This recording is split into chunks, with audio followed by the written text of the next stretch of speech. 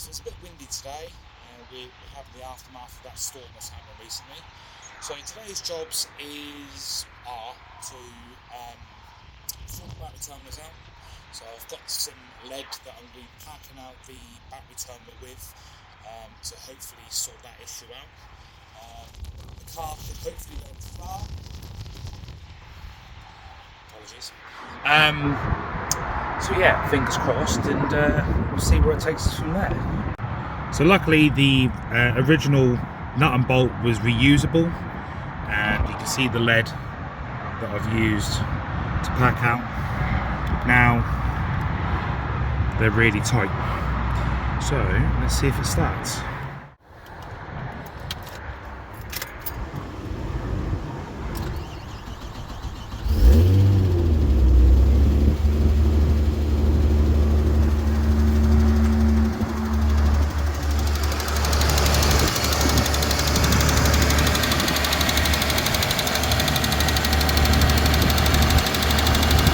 Tick is very loud.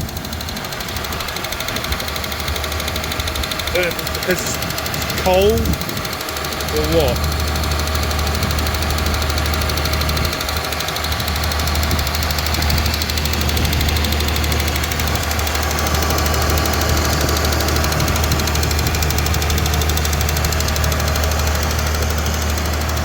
Get started, so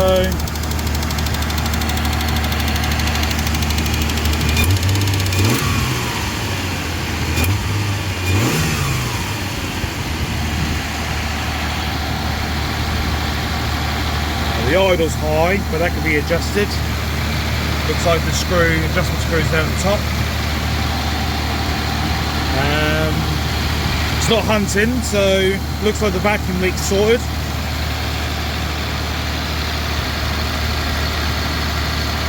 Yeah, I'll let it warm up. And fingers crossed there's no coolant leaks. Well, while the car's running, let's get underneath and see where this exhaust blow is coming from. Sounds like it's coming from this sort of area.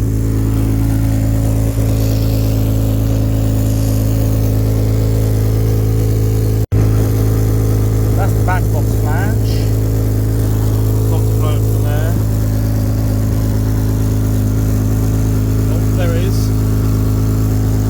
There's the culprit.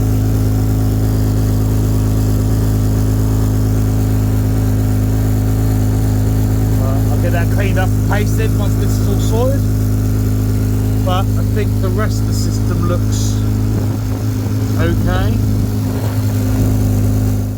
So I noticed while checking all the caps and connections that this radiator cap,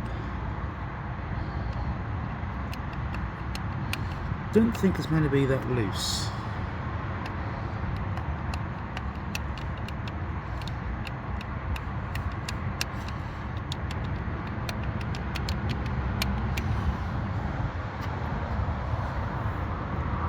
That's tight. Right, let's take this off and see what's going on. So it looks like it's just a cap. There's no pressure relief spring in the middle, but those tabs definitely not meant to be that bent. Straighten it out and see if it fits better. It should be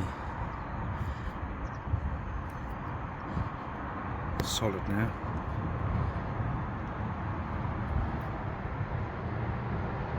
Yeah, awesome. Another little thing ticked off the list. As you can see from my very sloppy attempt at repairing this exhaust, these holes just will not seal. The more I put in or on, the more I just keep blowing out. So yeah, I'm going to have to try and find another one.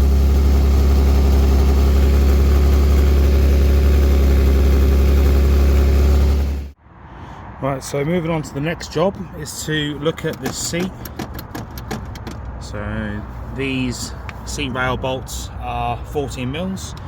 So get them out, get the seat out of the car and see what's going on. So judging by this loose 6mm bolt, I wonder if that's the culprit.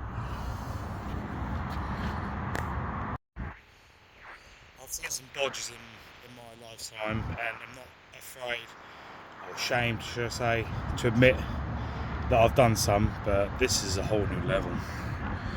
There is a cable tie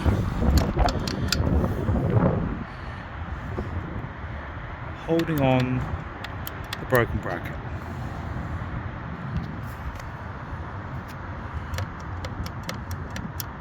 Wow. So with the cable tie or zip tie removed, you can see the state, if the camera will focus, state of the metal. No wonder it was cable tied. So that is part of the mech on there. Right.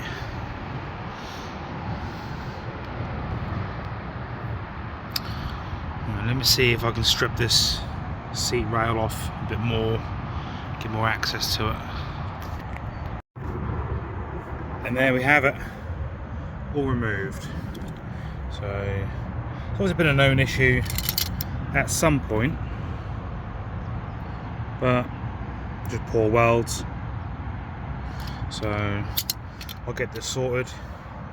That's what it should look like, but it doesn't. So yeah, another thing to add to the list, but I'll keep on going. So while I was waiting for the engine to warm up earlier, I was checking all the lights. Side light wasn't working, that's now been replaced. This fog light doesn't work, but it looks like it's got to be taken off from behind, so bumper's got to come off.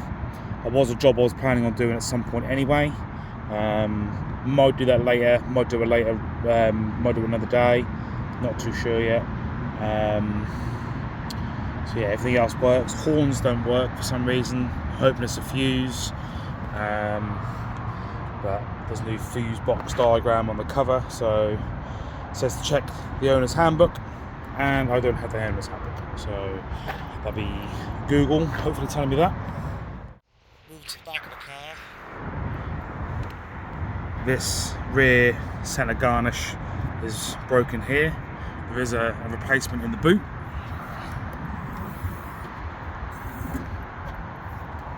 So these edges look alright.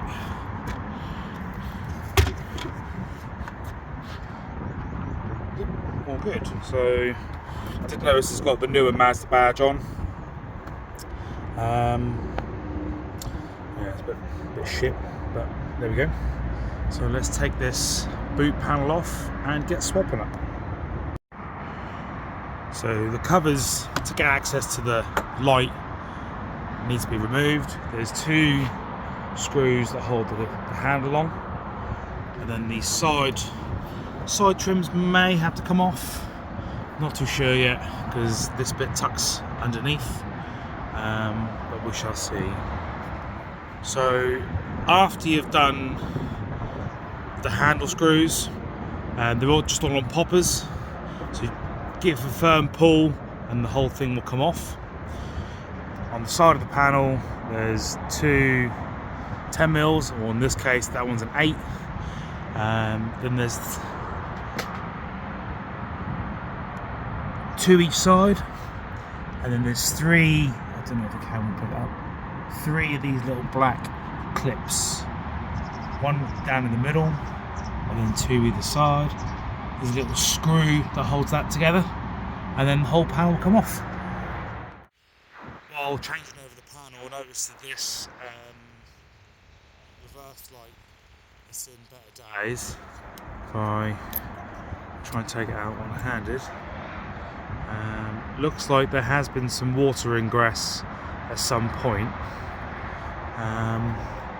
Bulb holder, I don't know if the camera will pick it up, looks okay, but there's no evidence of leaking, water getting in on the old one, so I have no idea what's going on. Find a new bulb, spray some contact cleaner in the bulb holder, and then it should all be good to put it back together.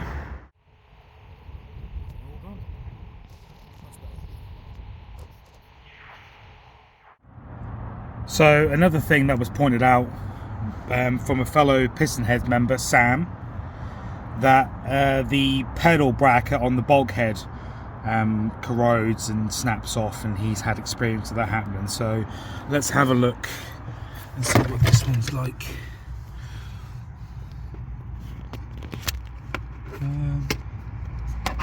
Seems to be okay.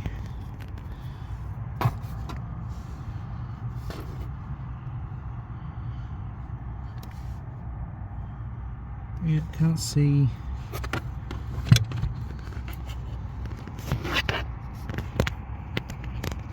Can't see any concern, so I think we're all good there. Thanks, Sam, for the tip. So that's a few of the odd jobs now done on the car. I've dropped the seat runner off to a friend to get welded, so hopefully that won't be too much longer until that's done, and then I can get the seat back together. And yeah, I'm just trying to think what's next. Well, probably the wheels and tyres and the brakes will be next on the list to do. Thanks for watching. Cheers, guys.